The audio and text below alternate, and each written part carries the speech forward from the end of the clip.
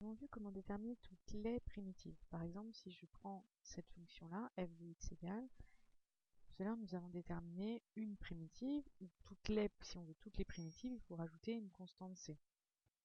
Ce qu'on avait dit en début de chapitre.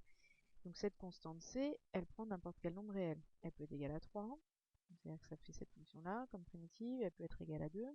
Donc plusieurs possibilités pour cette fonction-là. Ça veut dire que si je trace la première, c'est la fonction qui est représentée ici. Si je fais plus 3, c'est la fonction g qui apparaît là. Ou alors plus 2, j'ai cette autre fonction-là en bleu. Je peux faire aussi moins 1 par exemple. Là. Ou alors plus 5. Donc elles ont toutes un petit peu la même allure. La différence, c'est qu'elles ne sont pas placées au même endroit sur le graphique, si on peut dire. Donc il y a une translation sur l'axe des ordonnées.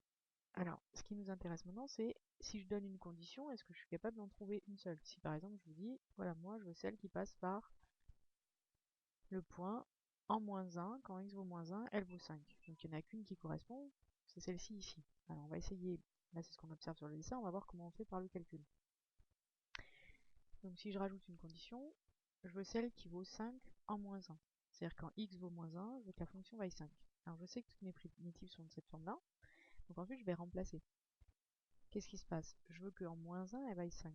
Donc je remplace x par moins 1 ici. Et je veux que le résultat, ça fasse 5. Je fais les calculs. Donc toute cette partie-là, ça fait 0. Et donc je me retrouve avec c qui vaut 5. Donc ça veut dire que ma constante, elle vaut 5. Donc ça veut dire que la fonction que je recherche, ici avec cette condition, ce qu'on va appeler une condition initiale, c'est 4x puissance 5 plus 3x carré plus 1 puissance 6 sur 6 plus 5. Si j'avais une autre condition, eh ben, j'aurais trouvé une autre constante et donc une autre fonction primitive. Donc je suis capable de trouver toutes les primitives, et si j'en veux une particulièrement, il faut qu'on me rajoute une condition.